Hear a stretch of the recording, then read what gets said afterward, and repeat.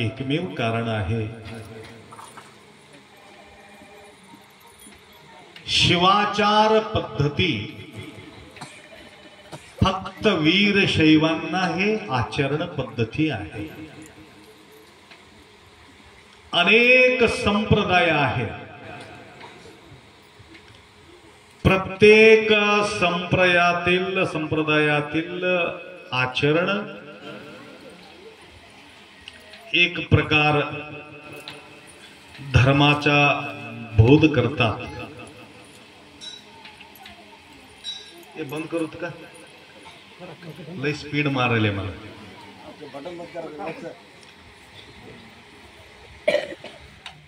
बस एकदम निवांत पाहिजे, शांत पाहिजे। किती शांत होऊन आपण श्रवण करतो तेवढंच आतपर्यंत पोहोचते।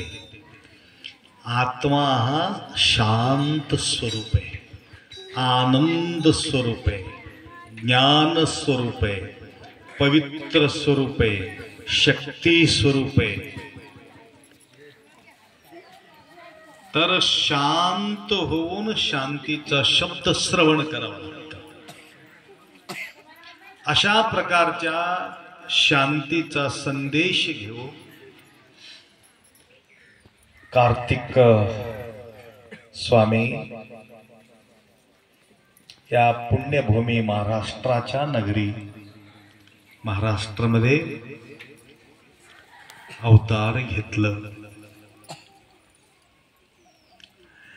वारंवार जन्माला येण्यासाठी अनेक अभंगामध्ये मागणी केलेली आहे।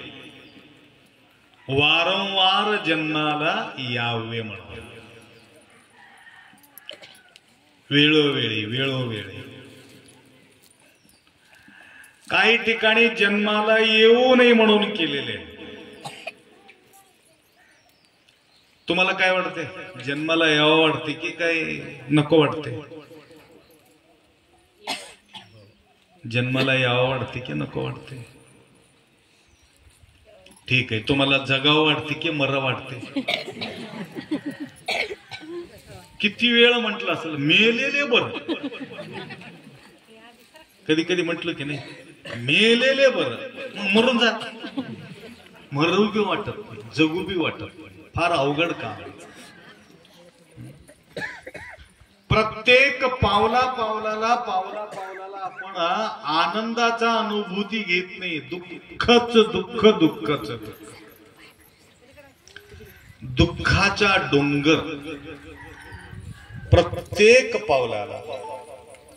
परंतु संत प्रत्येक पावलाला आनंद लुटत राहतात। जन्म आली तू करीबा स्वहित, स्वतःचा हित करून घेण्याकरता हे जन्म आपण घेतलेले आहोत।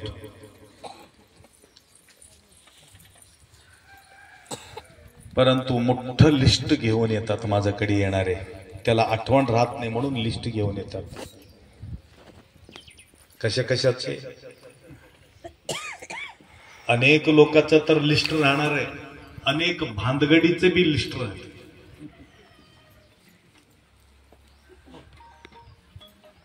तर माऊली जन्म कशासाठी मला मिळावा म्हणून म्हटलं? वारंवार जन्माला यायचं असेल तरी सुद्धा ज्या जन्मामध्ये अखंड शिवनाम सप्ताह करण्याचा संधी मिळत असेल तर त्या ठिकाणी मला जन्म द्या म्हणून म्हटले। लक्षात आलं का? किती भाग्यशाली आहे। न मागता, अपेक्षा न करता अखंड शिवनाम सप्ताह आपल्या या गावी सर्व कार्यकर्त्यांनी या ठिकाणी ठरवलेले आहे।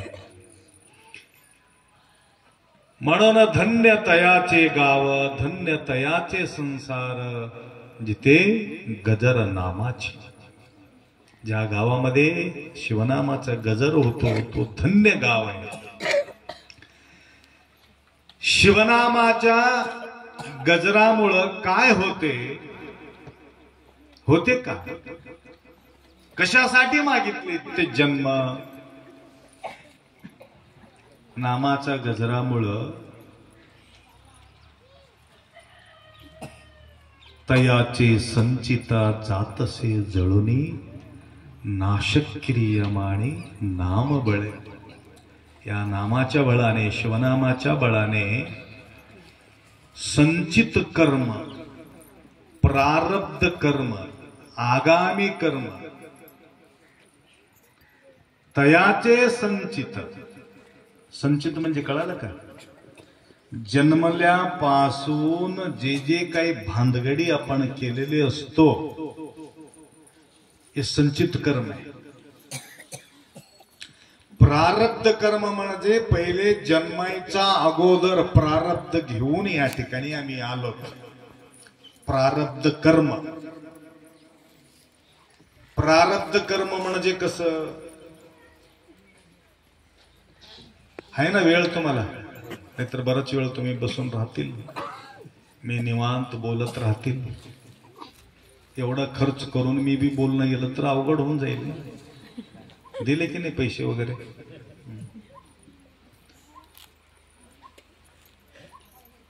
खर्च कशासाठी करतो? फायदा हो म्हणूनच करतो. मग सप्ताह केलेले फायदा काय आहे? मोठा फायदा आहे. मोठा फायदा कोणतं? संचित कर्म. कर्म धुयायचं साबण दुसरं कोणतीही नाही. तुम्ही केलेले कर्म कोणीही काढून घेत नाही.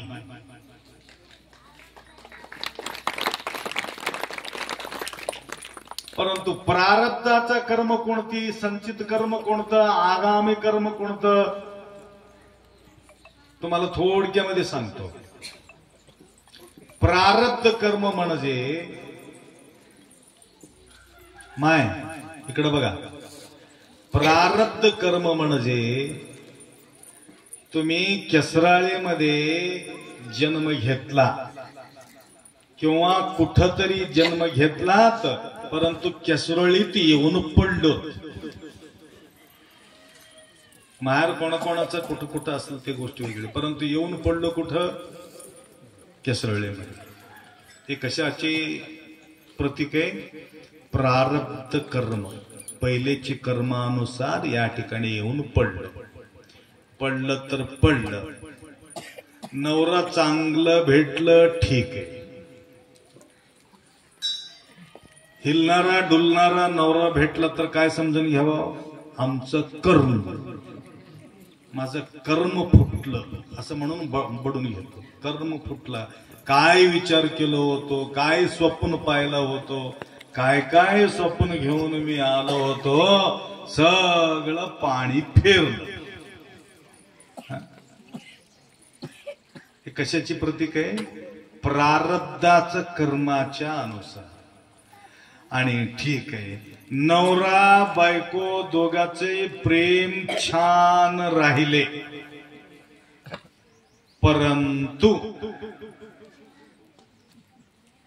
परंतु काय?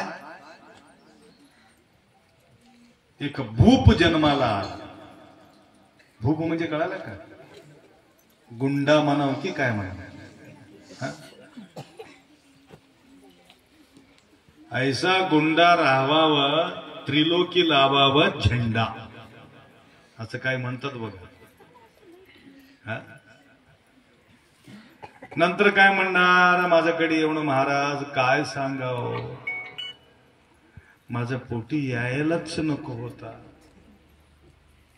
परंतु आले, काय करू ह्याच? तुमच्या पोटी लेकरू जन्म घेत नाही, तुमचं कर्म जन्म घेतो. दुश्मन तुमच्या पोटी जन्माला येतात. तुमचा सेवा होत असेल तर समजून घ्यायचा, पहिला जन्मामध्ये चांगलं पुण्य कर्म केलोत म्हणून सेवा करणारा पोरगा आमच्या पोटी जन्म घेतले. आणि ठोकून काढत असलं तर समजून घ्यायचा माझा पोटी वैरी जन्म घेतले. वैरी म्हणजे कळालं का? दुश्मन. दुश्मन पोटी जन्माला आले. कशाच्या प्रतीक आहे? कशाची? कर्माच्या प्रतीक. म्हणून नवरा होऊन भेटतो कर्म. चांगलं सेवा करत असेल तर नवरा समजून घ्यायचं पहिला जन्मात ह्याने माझा जवळच कोणीतरी होतं, म्हणून या वेळेला मला चांगलं बघण्यासाठी माझा पती होऊन जन्म घेतलेले आहे. विपरीत होत असेल तर समजून घ्यायचा मी काहीतरी गडबड केल्यामुळं मला हे भेटलेलं आहे. अन्न आच्छादन सुखा दुःखा अधिक प्रारब्धाचा देख लभ्य जीवा. अन्न आच्छादन सुख दुःख हे कशामुळे आहे? प्रारब्धानुसार हे भेटते. परंतु हे प्रारब्ध तुम्हाला वाटत असेल एवढा अखंड शिवनाम सप्ताह केलो, एवढं पारायण केलो महाराज, एवढा दान केलो, धर्म केलो, परंतु हे एवढं ताण तणाव कशाला? हे पहिला जन्माचे आहे, हे भोगावंच लागते. परंतु या जन्मामध्ये सुद्धा काही गडबड गोंधळ केला असेल तर ते पुढच्या जन्मामध्ये भोगावा लागतं. पुढच्या जन्मात आपण भोगायचं नसेल तर आता शुद्ध कर्म करावं लागतं. म्हणून आता केलेले कर्म बघा, आता पेरलेले एक 3-4 महिन्याच्या नंतर आम्हाला प्राप्ती होते, प्रत्यक्षणी होते. तर या जन्माच्या काही काही घटना घडला असेल. माय ऐकू लागले का सगळे? तिथपर्यंत आवाज येऊ लागले का? आता लहानपासून आतापर्यंत जे वाईट कर्म आमच्या हातातून घडलं असेल हे क्लिअर करायचे की नाही? स्वच्छ करायचे की नाही? स्वच्छ असेल तर पीक छान येते, नाहीतर येऊ शकत नाही. त्याकरता अखंड शिवनाम सप्ताहाच्या फळ आता देतील या न देतील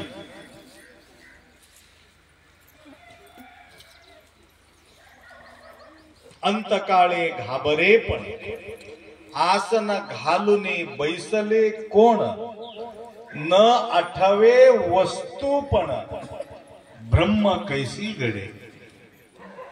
मरता वेळेस हे तुमचं समोर येते.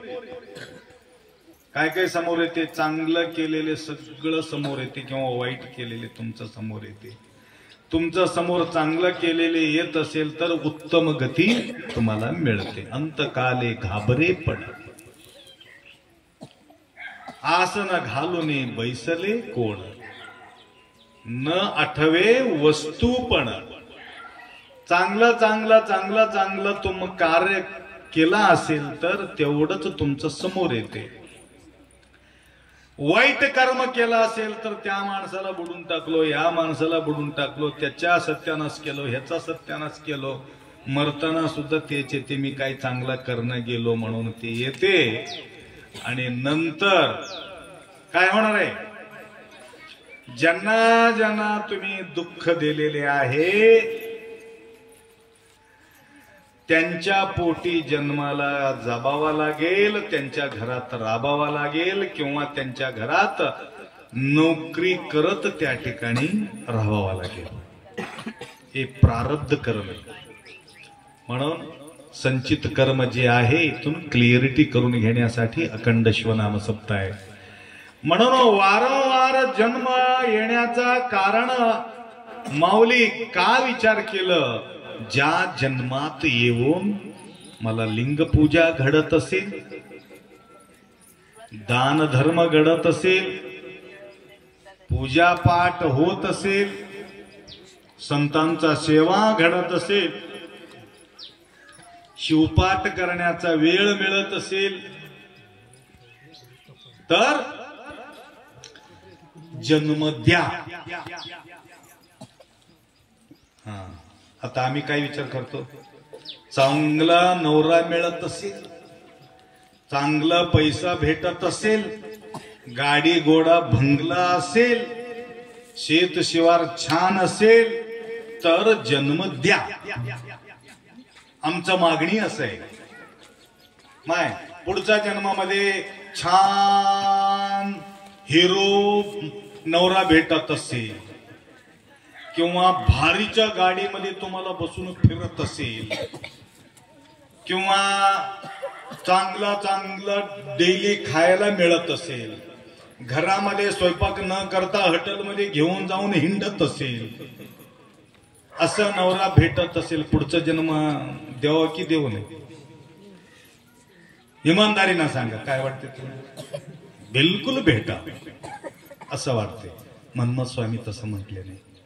पुढच्या जन्मात अखंड शिवनाम सप्ताह माझ्या हातातून होत असेल, नित्य नियमाप्रमाणे सकाळी उठून शिवपाठ करण्याचा वेळ भेटत असेल आणि गुरुलिंग जंगम सेवा करण्याचा संधी मिळत असेल, निरंतर तुझा ध्यास असेल तर मला जन्म दे. गुरु आणि लिंग जंगमाची सेवा दे माझा देवा, जन्मोजन्मी. जन्मोजन्मी एक जन्म नाही, अनंत जन्म दे, परंतु त्या जन्मात गुरु लिंग जंगमाची सेवा करण्याची वेळ मला मिळावं. बघा किती फरक आहे आमच्याला ते मला. हा, म्हणून प्रेमयुक्त पूजा, प्रेमयुक्त सेवा सांगितले, भावयुक्त सेवा सांगितली. गुरुमावलीचा सेवा मजबुरीनं नाही, प्रेमानं सेवा करावा लागतं, आज्ञा म्हणून सेवा करावा लागतं. लक्षात आलं का? आवडते कोण आवडते? काही काही शिष्य परंपरा बी आहे. काही शिष्य परंपरामध्ये असलेले गुरु महाराज आहेत, लेकर बाळ बायको असलेले गुरु बी आहेत. एक गुरु होत, छोटस उदाहरण सांगून विराम करू. आप्पा पंचचरप्पा, पंचप्पा फार भयानक सेवा करणारे महाराज आहेत. पंचप्पाची ओळख आहे की नाही तुम्हाला? 5 प्रकारचे सेवा करतात ते. शिवरात्रीचा सेवा करतात, श्रावण मासाचा सेवा करतात, त्यांच्या गावामध्ये बी सेवा करतात आणि कधी कधी मध्यंतर आधीमध्ये सेवा करत राहतात. परवा थोडासा आमच्या गडबड झाला, आम्ही 7 वाजता कीर्तन ठेवलं, म्हणजे तुम्हाला झोपायला वेळ मिळावा म्हणून, तुमच्यापेक्षा मला झोपायला वेळ मिळावा. आता अशोकराव म्हणत होते की ना आपल्याला झोप आहे की नाही रात्री म्हणून, तसं मला झोपायला वेळ मिळते म्हणून मी 7 वाजता कीर्तन ठेवलं. परंतु हे त्यांना माहित नाही, कीर्तन संपता संपता आले. आप्पा 9 वाजता कीर्तन सुरू होते म्हणून आम्ही आलो आणि तुमचं कीर्तन आता 9ला संपूनच गेले. ठीक आहे, उद्या या म्हणून म्हटलं. तर कोटेकल्लूर कुठं, तमलूर कुठं, दररोज धावपळ घेऊन त्या ठिकाणी यायचं, ऐकायचं. हे आवड, माऊलीचं आवड हे होतं. त्या प्रकारे सेवा करत असताना प्रेमयुक्त सेवा, ऐकत असताना आनंद वाटायला पाहिजे.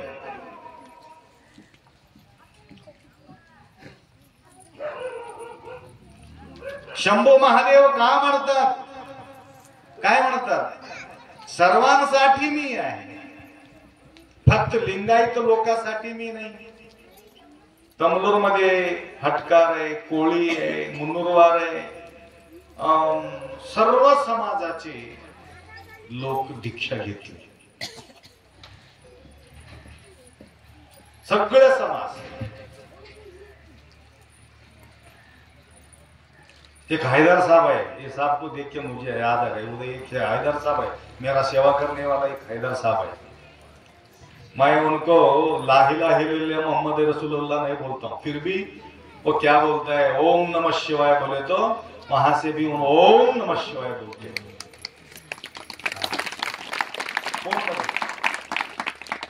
जाती कुळ गोत्र न पाहे शंकर. जाती कुळ गोत्र शंकर पाहत नाही, प्रेम पाहतो. किती तुमचं शुद्ध प्रेम आहे, शुद्ध भाव आहे, तेवढंच त्यांनी पाहतात. हे मुस्लिम समाजामध्ये जन्म घेतलं, याने हिंदू मध्ये जन्म घेतलं, याने शीख मध्ये जन्म घेतलं, कुठं जन्म घेतलं हे काही मतलब नाही. यांचा भाव किती शुद्ध आहे हे फार महत्वाचं आहे. लक्षात आलं का? तुम्हाला सांगत होतो,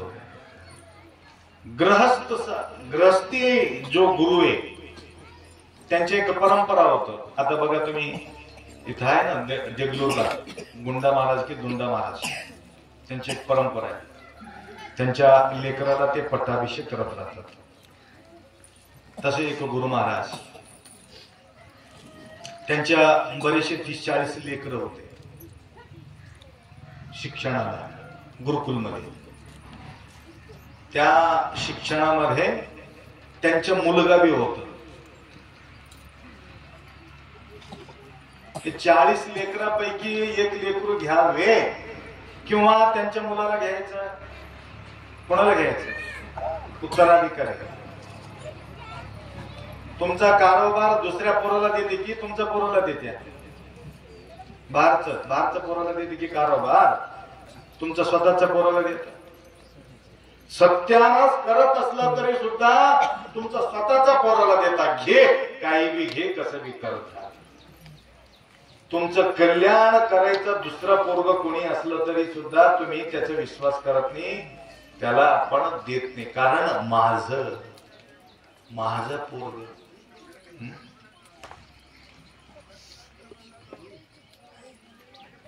बर्बाद करून टाकले तरी सुद्धा आई म्हणते माझं पोरग. बायकोला आईला ढकलून टाकून भार घालून टाकले. ऐकू येऊ का? हे कम करा थोडं, काय म्हणतात, इक्को की विक्को.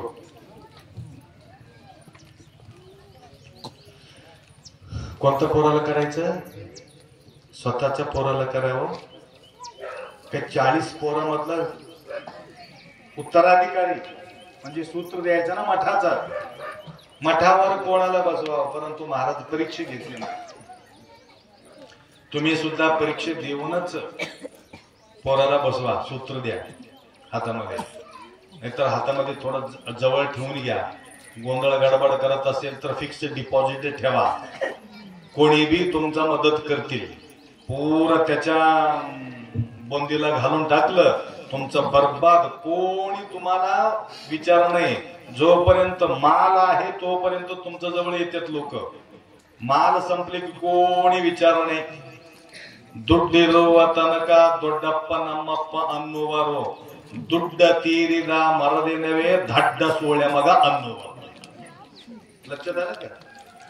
कन्नडमध्ये ದುಡ್ಡಿರುವ ತನಕ ದೊಡ್ಡಪ್ಪ ನಮ್ಮಪ್ಪ ಅನ್ನುವರು. कन्नड किती लोकांना कळते?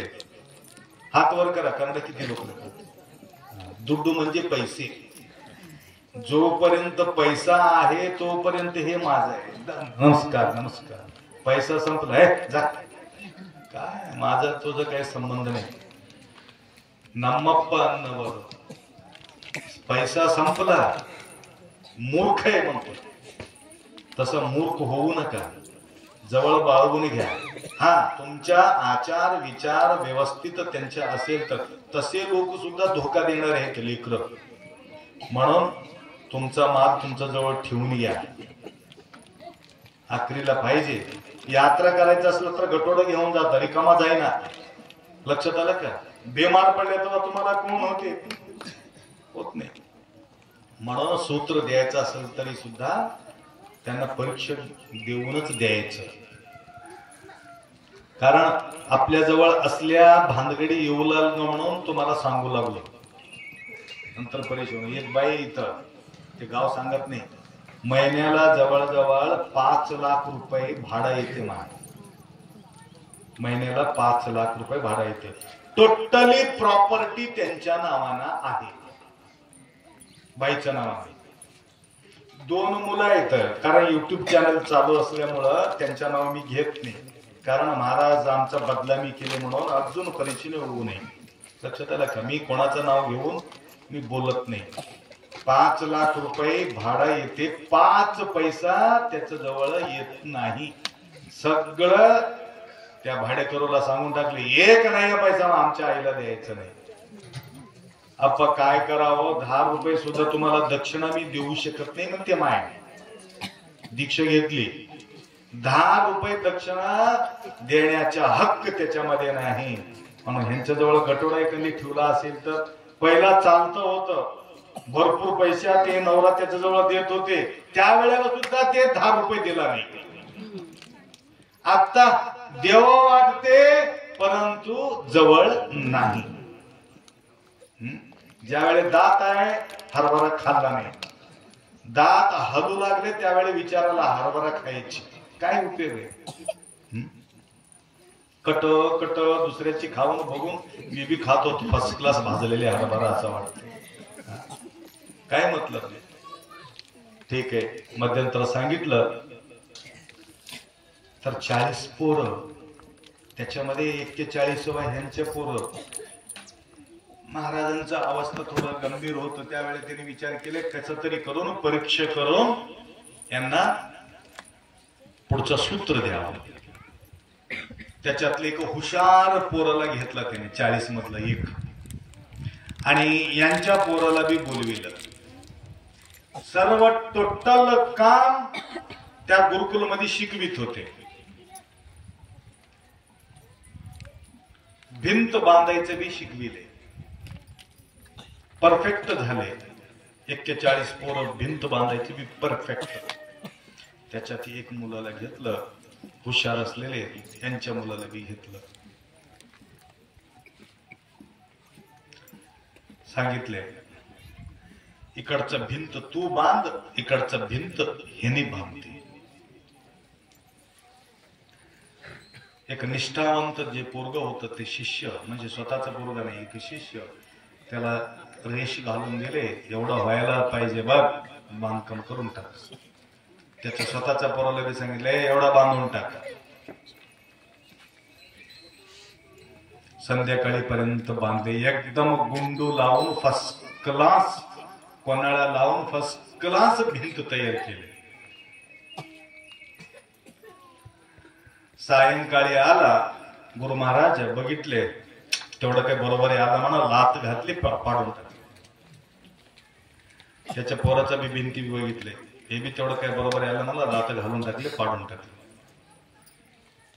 दुसऱ्या दिवशी अजून सांगितले बांधून टाका भिंत, अजून सायंकाळी पर्यंत मेहनत लावून भिंत बांधून टाकली, हिने बी बांधून टाकले. संध्याकाळी गुरु महाराज आले, अजून आलाय तेवढं काही बरोबर आहे ना, लाता घालून टाकले, ह्याला बी पाडून टाकले. एक 10 दिवस बांधले, 10 दिवस पाडून टाकले. 10व्या दिवशी त्याचं पोरग म्हटले काय मूर्ख समजून घेतले का मला, ह्याच्यामध्ये चुका तर काढावं, पाडून टाकावं. चुक न काढता पाडलं हे मला सहन होत नाही म्हणले गोष्टी. तुम्ही काय चूक आहे मला दाखव म्हणले. कोण कोण म्हणा, स्वतःच मुलं. त्या पोराला म्हटलं शिष्याचा तुमच्या हात नाही, पाडायचं असलं तर पाडा. त्याला ढकलून टाकले, मारले. नंतर तुम्हाला सांगतो, स्वतःच्या पोराला अधिकारी न करता त्या दुसऱ्याच्या पोरालाच ते पिठावर बसविले. झगडा केला तर पोरगा कस काय, माझा काही चूक झाले सांगा.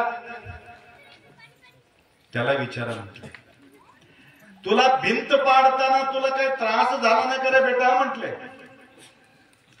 बांधायचं काम माझं, पाडायचं काम तुमचं. ते नीट येते, नीट होते काय खराब होते ते मला नाही, फक्त तुमचा आदेश म्हणून या ठिकाणी मी बांधतो, भिंत म्हणून बांधत नाही म्हणून म्हटले. लक्षात आलं. त्या प्रकारे सद्गुरु माऊलीचा आदेश पती आणि सती हे दोघं कसं आहे म्हटलं तर, पत्नी म्हणजे आदेश पालन करणारे पत्नी पाहिजे, आदेश पालन करणारे शिष्य पाहिजे. त्या ठिकाणी का म्हणून लक्षात आलं का? संसार कधी नीट होते माहितीये?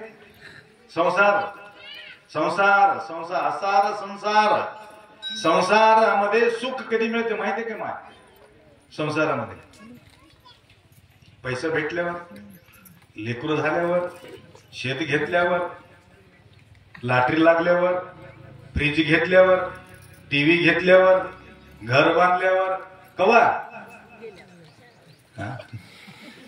पुरं गेल्यावर पिढ गेले महाराज.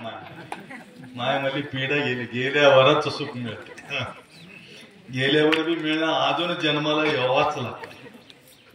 अजून पुनरपि जननम पुनरपि मरणम जननी जठरे शयनम.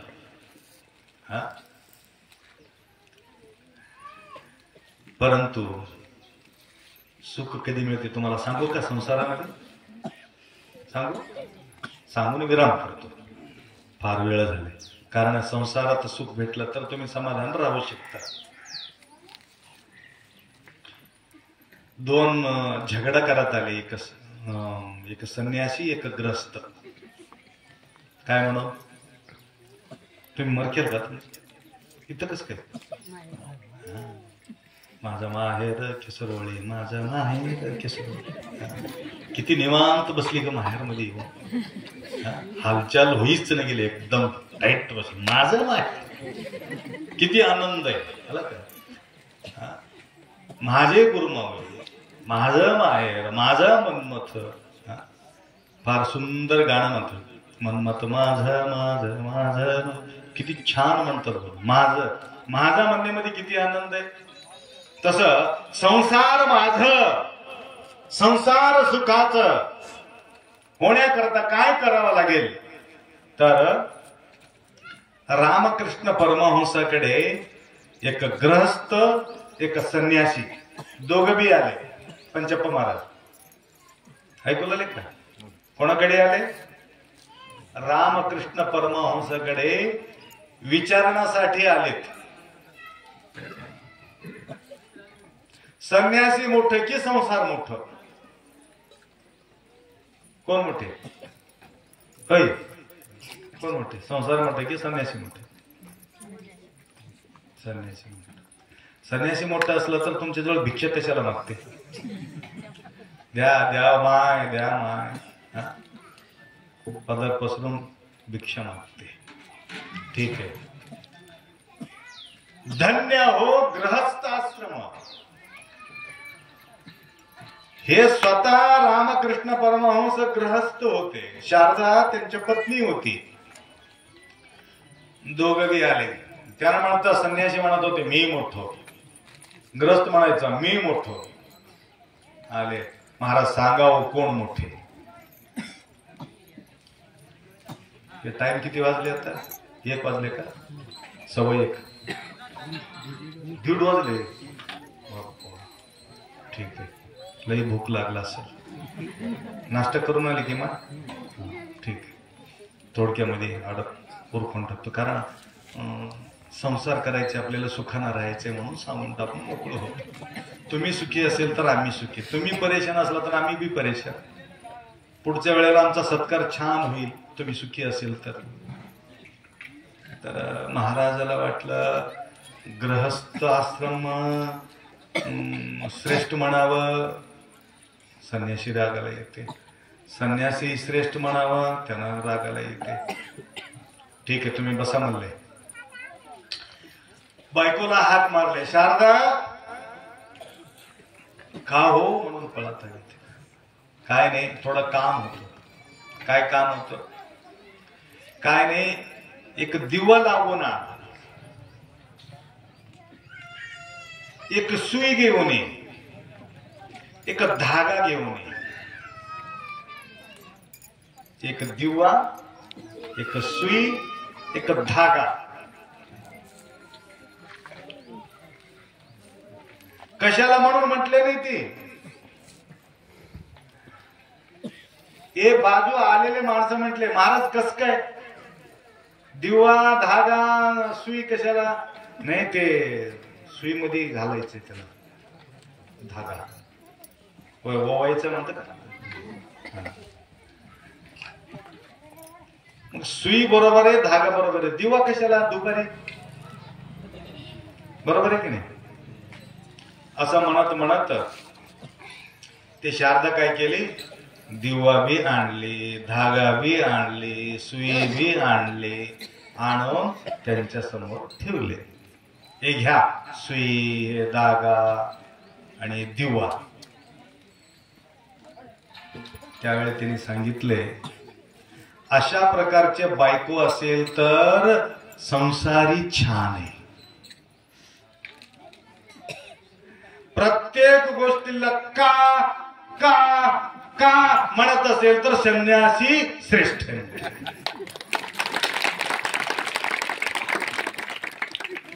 तुझं खोपडी बिघडले का, दुपारी दिवा मागतोस, तुला काही कळते की नाही, अक्कल आहे की नाही. अक्कल सांगणारे बायको असेल अवघड होऊन जाईल. परंतु प्रत्येक गोष्टीला आडवा लावणारा नवरा असला तर बी अवघड होऊन जाईल. सखीपती गोळंदाद भक्ती हितबप्प दोष्य वाक्य. हा, कधी कधी ते बोलत असेल तर हे एकदम शांत, ह्याने बोलत असलं तर ते शांत असेल तर ते संसार समाधानकारक. मिरचू रोटी राहावं परंतु भांदगडी राहू नये. दोन घास खाऊन आनंदाना झोप घेणं ते संसारी समाधानकारक आहे. एक रोटीमध्ये गिरदा रोटी कोणी भुकेला आलं तर गिरदा रोटी दान करून समाधान मांडणारे संसारी. त्याकरता धन्य गृहस्थ आश्रम. म्हणून अशा प्रकारची सेवा करणारे जो आपला समाज, प्रत्येक जीवावर दया करणारे समाज, तर हे भटकतील म्हणून मन्मथ मौली जन्म घेऊन या परमरस्य ग्रंथ या ठिकाणी रचना केलेले आहे, तुम्हाला मार्गदर्शन केलेले आहे. याबद्दल मी परवा फार सुंदर एक कथा सांगितलो, YouTube चॅनल मध्ये जाऊन तुम्ही ऐकून घ्या. हा, परमरस्य बद्दल फार सुंदर मी बोललेले आहे. असा हा परमरहस्य पार्वती देवींना निमित्त बनवून शंभो महादेव सांगितलेला. हरगौरे संवादे वर्तत कृथ कृथ मन्मथ. मी मन्मथ कृतार्थ झालो, कारण आई वडिलांचा जो संवाद आहे या ग्रंथामध्ये मी समावेश केलेला आहे. म्हणून या मंगलमय प्रसंगी केसरोळी गावातील सर्व भाविक भक्ती भावनेतून, कारण मी अशोकला म्हटलो होतो शिवरात्रीच्या वेळेला कुठेही तू सप्ताह करू नको बेटा, त्या वेळेला एखादी या म्हटलं तर मी येऊ शकत नाही असं म्हटलं तर तेव्हापासून ते शिवरात्रीला सप्ताह करणं त्यांनी थोडा हे केलेले आहे. हे शिवरात्रीला सुरू होते का तुमचं? दुसऱ्या दिवशी बघा, आमचं संपल्या बरोबर तुमचं सुरुवात केली म्हणून आज तुम्हाला भेटलो. आणि नाहीतर त्या शिवरात्रीच्या भानगडीमध्ये अपया या या म्हटलं तर मी येऊ शकत नव्हतो. आणि संपल्यानंतर एक सेवा करण्याच्या संधी आम्हाला या ठिकाणी मिळत आहे. तर फार सुंदर रीतीने बघा किती सुंदर सजावट केलेली आहे, मंडप टाकलेले आहे. हे सहज होत नाही, तुमचा सर्वांचा त्याग आहे म्हणून या ठिकाणी हे योग जुळून येते. तर हे साध्य नाही, कारण करणाऱ्यालाच हे गोष्टी कळते, सगळ्यांना कळू शकत नाही. हे सप्ताह सांभाळणे बी तेवढंच कठीण आहे. हे मार्गदर्शन करणारा सुद्धा कधी कधी तुम्हाला राग राग करत असेल, परंतु हट म्हणल्याशिवाय डोरं बाजूला सरकत नाही म्हणाल. परंतु मला हळत म्हणता येणं हे मुश्किल होऊन गेलं. हा, मला लाकडं येऊन मागे लागता येणार, हळूहळू मला करता येणार, हे त्यासाठी त्याला सोडून दिलं. लक्षात आलं का? आणि या जमान्यामध्ये तसला तुंट घेऊनच मागे लागावं लागते, ते अवघड आहे, ते बी मुश्किलच. म्हणून अशोकराजी फार सुंदर या ठिकाणी नियोजन करत आहे. तर तुमच्या हितासाठीच आहे. लक्षात आलं का? पालयेत पंचवर्षांनी ताडयेत दशवर्षांनी. लेकराला 5 वर्ष पालन करावं लागते माय, त्या लेकराला 5 वर्षापर्यंत थप्पड द्यायचंच नाही बघ, मारायचंच नाही त्याला. अरे मारतीस बापरे तुझं हे मारू नको म्हटलं तुला. हा तेवढं लहान आहे, किती दिवसाचं आहे? मग 3 महिन्यामध्ये एवढा कान लावून ऐकलं बघ, किती छान. 5 वर्षापर्यंत लेकराला थप्पड मारायचा नाही. 5 वर्षापर्यंत असले मोबाईल देऊन गप्प बसवायचं नाही. पहिले खेळणी देत होती, गुळगुळ गुळगुळ गुळ करायचं, पण आता खेळणी म्हणजे आता मोबाईल झाले. अरे तुलाच बोललो तुलाच बोललो. 5 वर्ष, किती वर्षाचा आहे तू? 2 वर्षाचा, 3 वर्षाचा, अजून 2 वर्ष मोबाईल घेऊ नको तो. ठीक आहे, 5 वर्षापर्यंत थप्पड मारायचं नाही. 5 वर्षानंतर थोडं थोडं मारायचं. लक्षात आलं का? 10 वर्षापर्यंत. 10 वर्षाच्या नंतर थप्पड द्यायचा नाही. कारण मला सांगतो, उलट घेते त्यांना. त्यासाठी 5 वर्षच त्याला धमकी द्यायचं. हा म्हणून 16 वर्षाच्या नंतर लय अवघड होते, दोस्तासारखं त्याला बघावं लागतं. म्हणून या प्रकारची शिकवणं तुम्ही शिकवा. लय अवघड झाले या मोबाईलच्या रेडिएशनमुळं, लेकर पागल होऊन चालले. आता माझ्याकडं अमावासी पौर्णिमेला 5-6 पोराला पकडून आलं होतं, मेंटली होऊन चाललेत. त्याच्यामध्ये बघत बघत तेच पाहिजे, दुसरं जमूच ना त्याला. मेंटली होऊन चालले, पागल होऊन चालले. म्हणून थोडं सावधान राहा. हे लेकरं, कळत असलेले लेकरं तुम्ही ऐकून घ्या, मोबाईल बिलकुल पकडू नका. ते बरोबर आहे. आईची घेऊन बसलं तर कसं करा, तेला बनवून गेले. लक्षात आलं का? आई घेतलं तर घेतलं, परंतु त्याच्यामध्ये सिरियल ते अमक टमक काही न बघता आपणच्या YouTube चॅनल काढा, तिथं लावून टाका, कीर्तन ऐका, रोटी करा, प्रवचन ऐका, रोटी करा. नंतर गोड लागतील रोटी. आणि तुम्ही भांदगडी ऐकत ऐकत रोटी तुम्ही करत असेल, तुझा नवरा भांदगडी केल्याशिवाय त्यांना भारच पडणार नाही, हे लक्षात ठेवा. सावधान बाळगतो. मी परवा सांगितलं. आता उपास कधी करतो आम्ही? माय उपास कोणता वार राहते? सोमवार, अजून शिवरात्री, अजून शुक्रवार, अजून गुरुवार, अजून मंगळवार, अजून बुधवार. बुधवार आहे ना?